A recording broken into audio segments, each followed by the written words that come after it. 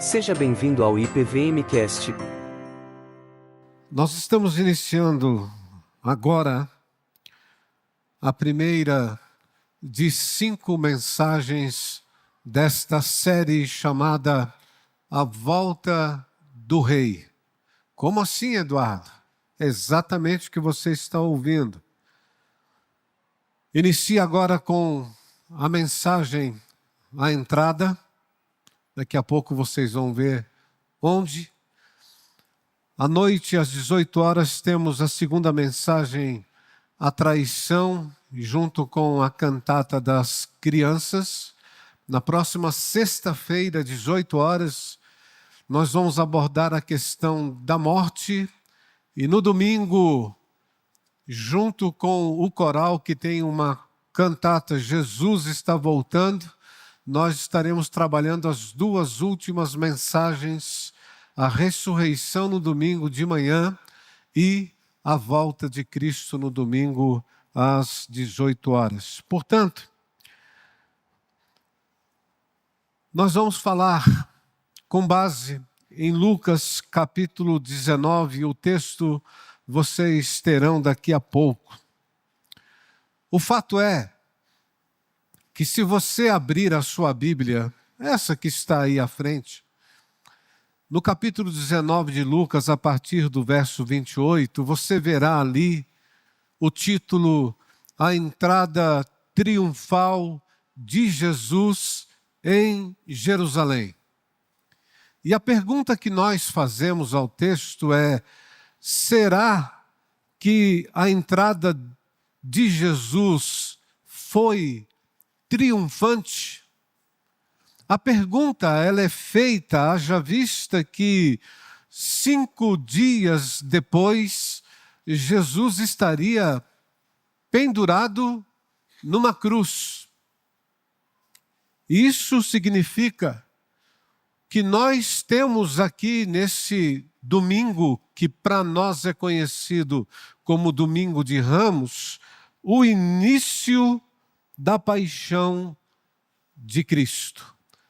A verdade é que Jesus entrou em Jerusalém naquele domingo não como um militar poderoso, mas como um servo montado em um jumentinho. E jumentinho aqui, ele tem um símbolo de humildade e um símbolo de paz. Enquanto essa entrada acontecia, havia um alvoroço naquela cidade. As pessoas cantavam, as pessoas festejavam, e enquanto isso, o coração de Jesus parece que não estava tão ligado àquela recepção, mas ele se emocionava e chorava ao contemplar a cidade que ele tanto amava.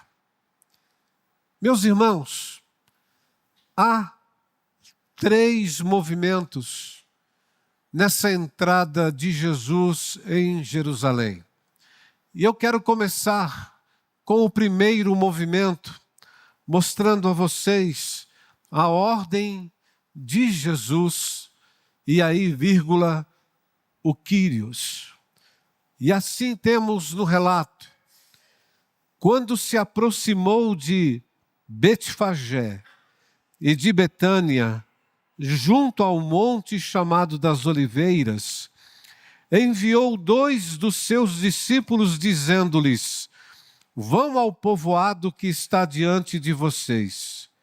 Ao entrarem nele, encontrarão um jumentinho amarrado, no qual ninguém jamais montou. Desamarrem-no e o tragam aqui. Se alguém lhes perguntar: por que estão desamarrando? Digam-lhe: o Senhor precisa dele. O Senhor precisa dele. E aí vocês já estão vendo no telão de onde nós tiramos o Quírios.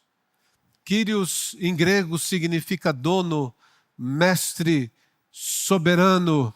É a mesma palavra que é designada a Deus, principalmente no Antigo Testamento. Jesus, portanto, ao dizer que o Senhor precisa daquele jumentinho, ele está dizendo que ele é o dono, que ele é soberano sobre todas as coisas, inclusive sobre aquele alvoroço que estava acontecendo na entrada da cidade. Eu fui criado num bairro, criado não, deixa eu melhorar aqui. Parte da minha vida foi num bairro onde eu morei, e ali havia muita, mas muita gente religiosa. E quando eu falo religiosa, eu estou aqui indicando várias vertentes: católicos, evangélicos, espíritas, e era muito claro. E nesta data, como hoje, por exemplo, logo de manhã, nós éramos acordados por pessoas que, passando pelas ruas, já iam arrancando as folhas, principalmente os ramos, e iam para a igreja cantando as canções do Domingo de Ramos. E você não estranhou que hoje nós não cantamos aqui, né? Hosana, Hosana ao Rei. E nós não vamos cantar. Infelizmente, nós não vamos cantar. Mas católicos cantavam. Igrejas evangélicas, pasmem, as pessoas levavam também os ramos e cantavam nas igrejas. Tudo era muito bonito. Mas o fato é que o que me chamava mais a atenção nesse contexto da Semana Santa era a sexta-feira. Porque na sexta-feira nós temos o costume, até hoje, de reunir a família. Para quê? Para almoçar, para passarmos o dia juntos. E quando nós fazíamos isso, logo no início, perto da noite, havia uma procissão. Lembra que eu falei que o nosso bairro ele era muito religioso? E, meus irmãos, era uma procissão de começar e nunca acabava. Tanta gente que tinha. E no meio daquela multidão, a gente via pessoas chorando, nós víamos pessoas muito emocionadas, rindo, nós víamos outras carregando estátuas, idolatria, nós vimos pessoas com fotos de alguém que eles estariam levando para ali, enfim, colocar diante de Deus. Era isso. E quando nós olhamos para a recepção que Jesus teve, era também um alvoroço muito pertinente, parecido com esse, porque as pessoas estavam ali querendo algo de Jesus, principalmente que ele se apresentasse ali como rei, como um governante que veio libertar de vez Israel do domínio romano. Ele chegou. No entanto, Jesus, diferente de tudo isso, diferente daquela comoção da cidade, ele age de forma inusitada. Ele para, ele chama seus 2 discípulos e ele diz para que eles fossem no povoado, lembrando que Jesus está próximo de Betânia, onde havia acontecido um milagre recentemente muito forte, que foi a ressurreição de Lázaro. E ali então o Senhor Jesus diz assim: escute, vão no povoado e vocês vão buscar ali um jumentinho. E Jesus sabe onde está o jumentinho, Ele sabe que ninguém jamais montou naquele jumentinho, portanto, nós estamos falando de um jumentinho 0 quilômetro. Ele sabe a resposta que se deve dar ao dono do jumentinho, caso alguém reclame: ei, por que vocês estão levando esse animal? Jesus sabe de tudo. Por que Jesus sabe de tudo? Porque Ele é o Quírios, Ele é o soberano, Ele é o Senhor. Logo na entrada, Jesus declara a sua necessidade e a provisão é feita. E quando a gente lê esse texto, fala assim: olha, se fosse eu não ia pedir um jumentinho, eu ia pedir um cavalo, mas cavalo de guerra, que é símbolo de poder militar. No entanto, nós não podemos esquecer que Jesus, ele sempre fez questão de cumprir as profecias do Antigo Testamento, e aqui ele estava cumprindo o que dizia Zacarias capítulo 9, versículo 9, que diz que ele entraria na cidade montado num jumentinho. E ele aqui vai mostrar que não estava ali para derrubar Roma, mas ele veio confrontar o pecado dos corações. Jesus, portanto, é o rei que se humilha e, como servo sofredor, ele traria a verdadeira paz. Mas isso tudo não diminui a sua soberania. Antes, a exalta, revelando um reino que transcende os padrões humanos de poder. E aqui nós já temos uma primeira aplicação para pensarmos. Diante das fortes emoções que nos surpreendem, somos desafiados a entregar tudo ao controle da soberania de Cristo.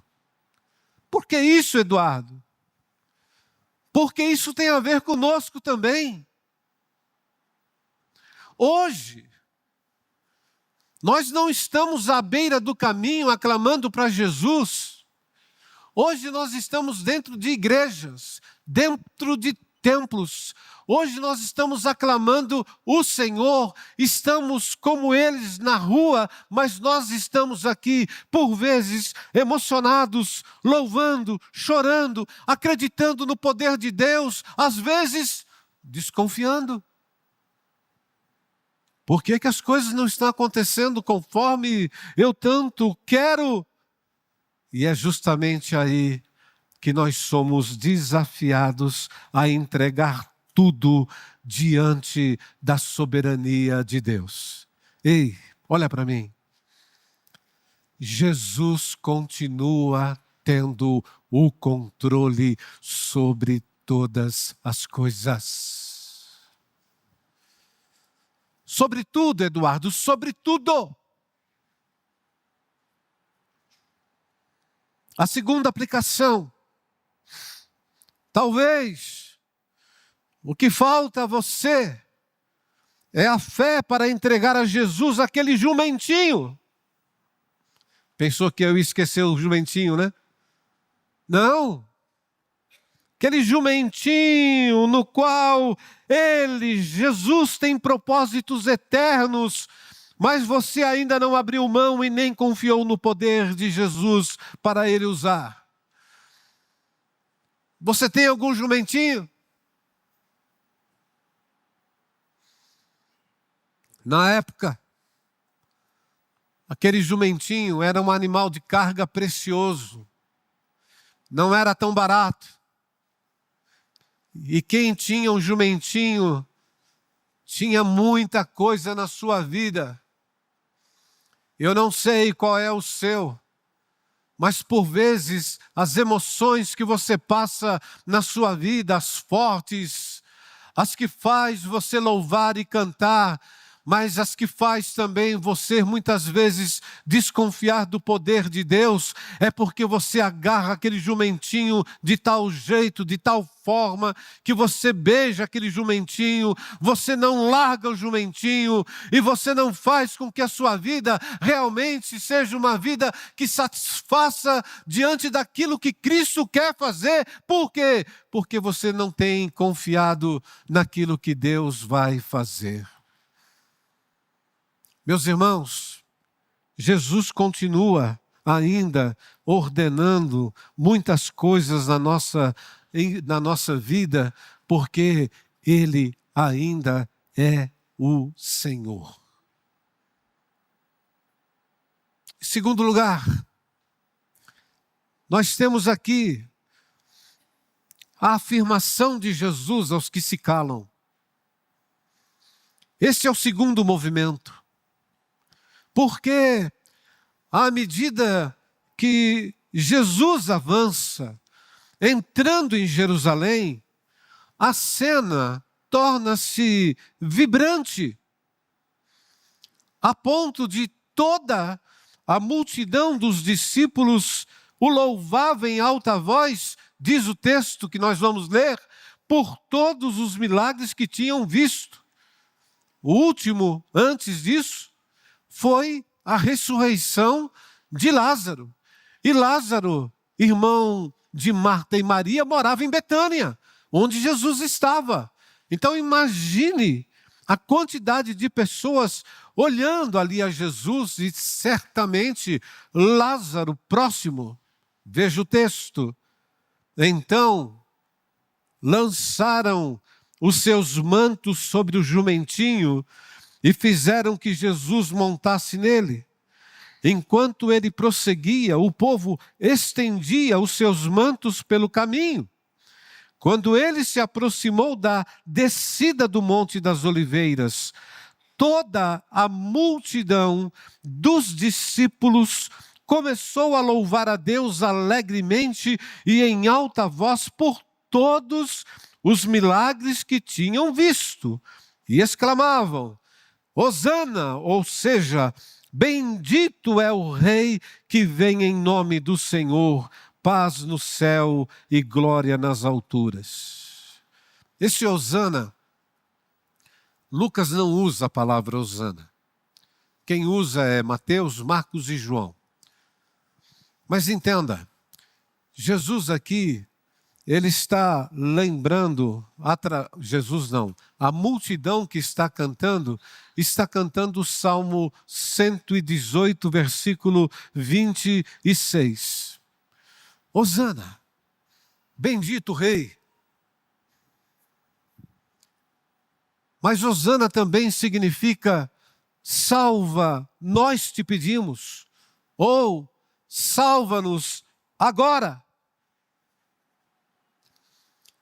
As pessoas ali estavam aclamando Jesus como Messias libertador, o rei que viria para restaurar Israel. Repito, eles queriam um libertador político e não apenas um salvador espiritual. E aproveitando-se disso, entra em cena os fariseus. Por quê? Porque você tinha na multidão os discípulos, você tinha gente crente ali, você tinha gente descrente, você tinha gente também religiosa como os fariseus.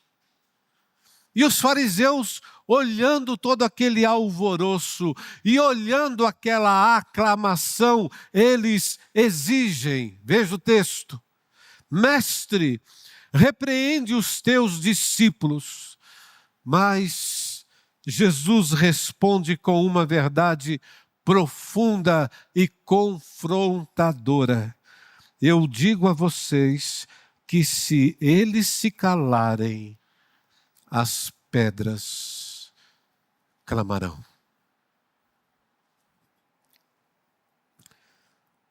Jesus tem uma palavra aqui, irmãos.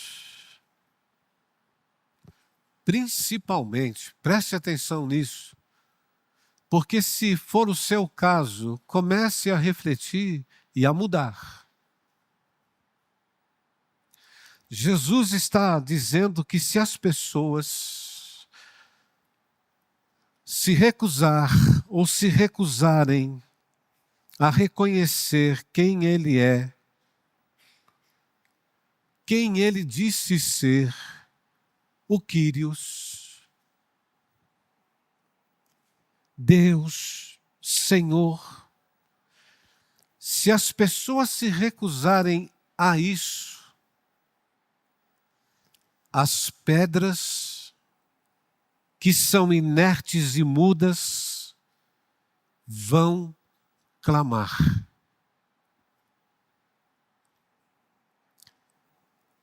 Isso para dizer para mim e para você que a verdade de Deus, ela não depende da nossa aceitação ou do nosso reconhecimento.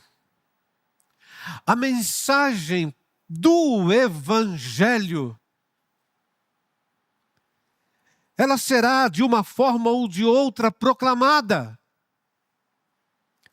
Agora, aquela aclamação que o povo estava fazendo na entrada da cidade, embora seja imperfeita em sua compreensão, era um testemunho da glória de Deus, e ninguém podia silenciar. Eduardo, você não vai me dizer que pedras clamam. E eu digo para você, afirmando, pedras clamam.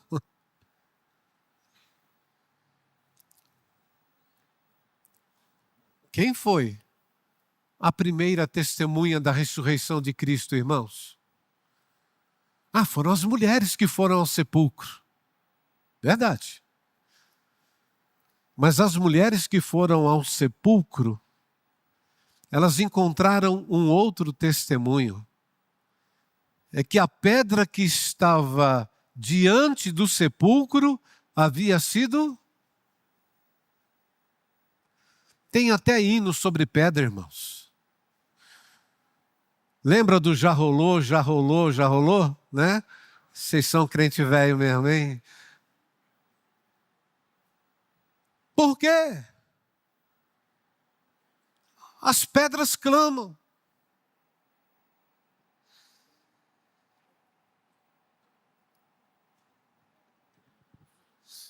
E aqui eu queria chamar você a pensar.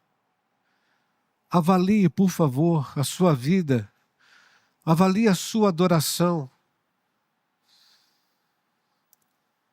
Se ela tem sido testemunha de quem Jesus disse ser. Será que a minha vida, aquilo que eu falo, onde eu estou diariamente, aquilo que eu expresso, será que tem alguma coisa a ver com o Evangelho de Jesus? Será que as pessoas estão vendo Jesus em mim? Porque se isso não for uma realidade, Jesus disse, as pedras vão clamar.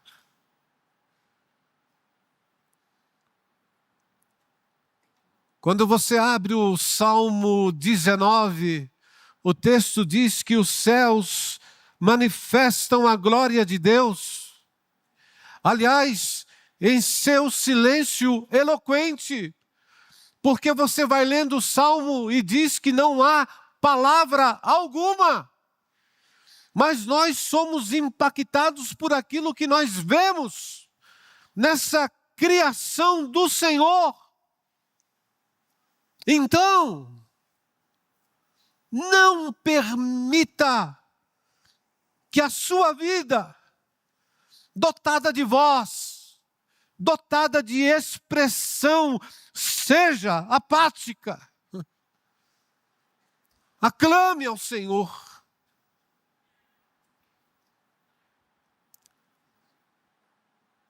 Por vezes, nós estamos louvando, cantando aqui, e a gente percebe que a igreja responde de uma maneira tão especial. E no meio dessa resposta de louvor, quando a gente olha, a gente observa que existem algumas pessoas que parecem que não estão no mesmo lugar, que não conseguem expressar aquilo que de fato deveria estar no seu coração. E olha, que nós não somos uma igreja do tipo, nós damos a liberdade, mas eu fico a pensar por quê? O coração não é incendiado por aquilo que deveria ser um louvor, conforme o Espírito Santo está falando no nosso interior naquele momento. É preciso pensar com muito carinho a respeito desse assunto. Mas vamos para o terceiro movimento. O terceiro movimento são as lágrimas de Jesus por causa da incredulidade. A entrada triunfal, ela toma um rumo inesperado e comovente. Veja o versículo 41. Quando se aproximou, no caso Jesus, e viu a cidade, Jesus chorou por ela. E vocês estão vendo que nós fizemos questão aí de dizer que temos um verbo grego, eklausen, que significa lamento profundo, choro audível. Muito parecido com aquele choro que ele tem lá no Getsemane, pregado aqui há 2 domingos. Jesus estava chorando por aquela cidade que ele amava, mas que sabia ao mesmo tempo da incredulidade de alguns que moravam nela. Por isso ele lamenta. Interessante que os choros de Jesus, eles são diferentes de lugar para lugar. Aqui ele não está chorando pelo sofrimento que ele terá, mas pelo sofrimento daquela cidade que ele amava.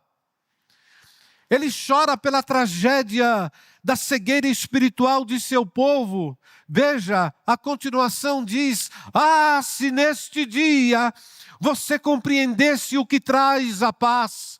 Todavia, isso agora está oculto aos seus olhos. Eles não conseguiam enxergar a paz que Jesus anseia. Não é uma mera trégua política, meus irmãos. A paz que Jesus anseia é o shalom divino, é a plenitude de vida e comunhão com Deus, a salvação que Ele veio oferecer. No entanto, Jerusalém, está dizendo Jesus, não reconheceu o tempo que Deus a visitou ali em Cristo. Quantas vezes isso não acontece conosco? A oportunidade de receber o Messias, a oportunidade de se converter, de ser regenerado pelo Espírito, de se converter, de abraçar a verdadeira paz, muitas vezes é perdida pela incredulidade e da dureza de coração. E por conta disso, segue uma profecia terrível de juízo que Jesus dá àquela cidade. Veja o versículo 43. Virão dias em que os seus inimigos construirão trincheiras contra você, a rodearão e a cercarão por todos os lados. Também a lançarão por terra.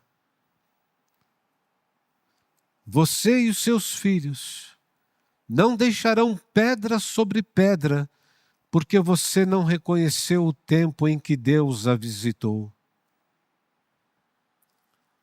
E não demorou para que isso acontecesse.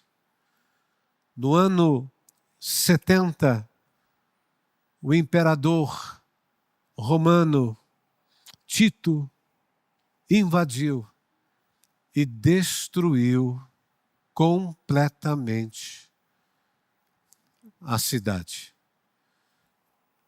e o templo. As lágrimas de Jesus revelam a profundidade do seu amor e sua compaixão. E pasmem, mesmo por aqueles que o rejeitam.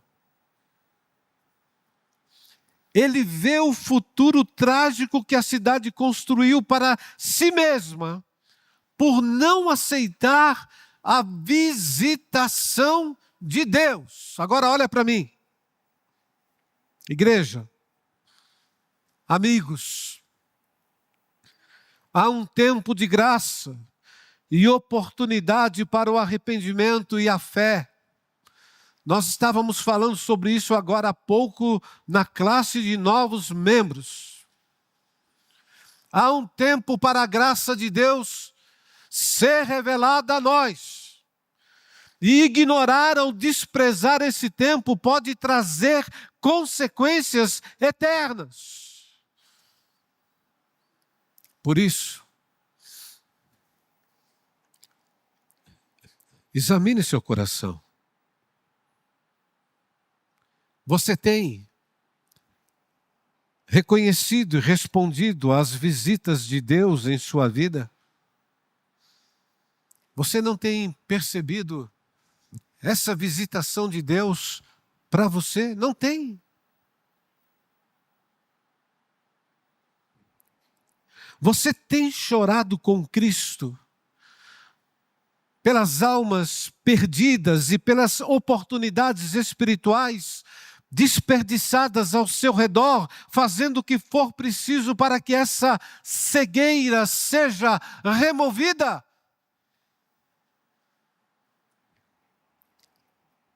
E a minha terceira aplicação é, nesta Semana Santa, haja. Haja. Haja, oferecendo essa graça aos que precisam dela. Eu disse a vocês no início que nós aproveitamos esse dia para reunir a família. Irmãos, não sei se na sua todo mundo já se converteu, mas há anos que nós temos pregado o Evangelho para a família. E ainda tem aqueles que não entregaram o coração a Jesus. E o que nós fazemos nessa semana, nessa data, quando nós estamos juntos? Mais uma vez, a gente abre a palavra e a gente prega o Evangelho. Ah, Eduardo, vou convidar você então para ir no dia lá. Não. Você, tenha coragem, haja. Jesus chorou por aquela cidade que amava. Às vezes nós estamos tão decepcionados com aqueles que a gente prega e eles não respondem, que a gente para, a gente já não tem mais emoção, a gente deixa de lado. Não faça isso. Continue chorando, porque as consequências de não se aceitar a Jesus, elas são eternas. Essa foi a entrada de Jesus, um rei humilde, um louvor que se mistura com um lamento, uma celebração que culmina em profecia de juízo. E em cada detalhe, o que a gente vê nessa história? Nós vemos a soberania de Deus.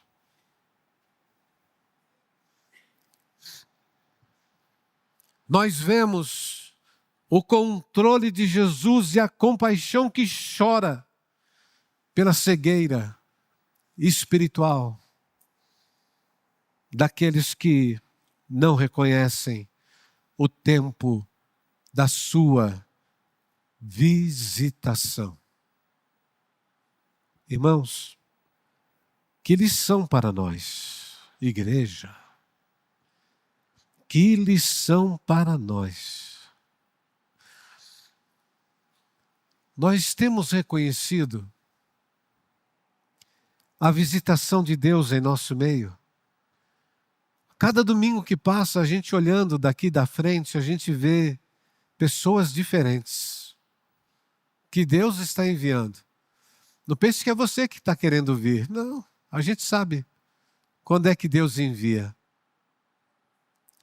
Agora, nós temos reconhecido aquilo que Deus tem feito em nosso meio. Nós temos respondido com fé e obediência ou estamos segurando os jumentinhos? Vai chegar uma hora que nós não vamos ter onde mais colocar ninguém na igreja. Nós estamos com mais de 200 pessoas nesse exato momento no recanto, no encontro de casais com Cristo. E a igreja continua aqui presente, no segundo culto, no primeiro culto, e estará presente às 18 horas. Quando essa família estendida se reúne, falta lugar. Vai chegar uma hora que a gente vai olhar e vai dizer: agora, Senhor. E a gente vai chegar para você e vai dizer assim: você precisa soltar o seu jumentinho. Porque tem coisa aí que você está amarrando e que Deus quer usar com propósitos eternos, mas você ainda está segurando. O jumentinho não é seu. Deus está no controle. Solte isso em nome de Jesus. Agora, nós precisamos nos preparar, porque essa entrada que chamam de triunfante, ela já foi. E não foi triunfante. Mas tem uma entrada que Apocalipse 19, e eu só estou separando 2 versículos, porque é uma passagem um pouquinho mais longa, mas você lendo esses 2 saberá. Diz que um dia Jesus voltará. E aqui o autor João está dizendo: vi o céu aberto e diante de mim um cavalo branco. Cadê o jumentinho? Percebe? Agora tem cavalo na história, cujo cavaleiro se chama Fiel e Verdadeiro. Quem é esse cavaleiro, gente? Quem é, gente? É Jesus. Responda com firmeza. Esse cavaleiro é Jesus. Ele julga e guerreia com justiça. Em seu manto, versículo 16, e em sua coxa está escrito este nome: Rei dos Reis e Senhor dos Senhores. Nós veremos isso. Todo olho verá. Nós veremos a vitória do nosso grande Rei, Jesus. Que estejamos com os corações abertos e vidas rendidas para recebê-lo. E eu termino, para você refletir e praticar. Em primeiro lugar, viva cada dia como um tempo de visitação divina. Viva cada dia. Aqui, lá fora. Viva com essa expressão de louvor em seu coração. Deus está aqui tão certo como o ar que eu respiro. Viva! Em segundo lugar, compartilhe você dessa mensagem do rei que chora pelos perdidos, incentivando quem? Parentes e amigos a não negligenciarem o dia da visitação que Cristo oferece. Ah, pastor, eu não tenho mais... Que não tenho o quê? Tenha coragem. A você foi dado o sacerdócio real. Você faz parte da nação santa. Você é povo de propriedade exclusiva de Deus, a fim de falar dessa palavra que ninguém mais pode, a não ser aqueles que têm o Senhor Jesus no coração. Fale, não deixe essa oportunidade, não deixe essa semana passar em branco em relação a isso. E por fim, siga essa série que está começando hoje. A volta do rei. Compartilhe essa série. Como assim, pastor? Compartilhe falando. Compartilhe dando o link das mensagens. Compartilhe convidando as pessoas para virem à igreja ainda no restante dessa série. Compartilhe, por quê? Porque o reino já foi inaugurado com Cristo. E Ele voltará. Hosana, Hosana, bendito o que vem em nome do Senhor.